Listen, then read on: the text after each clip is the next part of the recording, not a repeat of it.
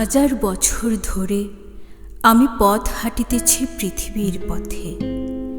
সিংহল সমুদ্র থেকে নিশীথের অন্ধকারে মালয় সাগরে অনেক ঘুরেছি আমি, বিম্বিসার অশোকের ধূসর জগতে। সেখানে ছিলাম আমি, আরো দূর অন্ধকারে বিদর্ভ নগরে। আমি ক্লান্ত প্রাণেক, চারিদিকে জীবনের সমুদ্র সফেন।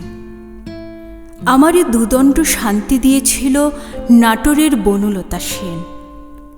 চুল তার কবেকার অন্ধকার বিদিশার নেশা, মুখ তার শ্রাবস্তির কারুকার্য।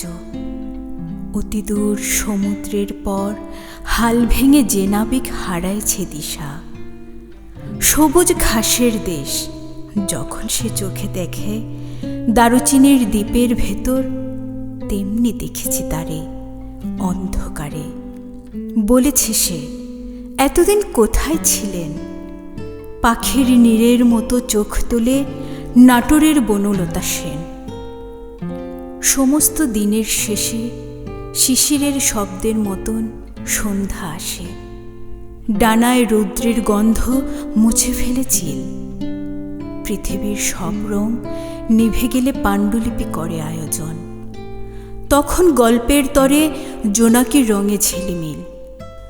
সব পাখি ঘরে আসে, সব নদী ফুরায়। এই জীবনের সব লেনদেন থাকে শুধু অন্ধকার মুখোমুখি বসিবার বনলতা সেন।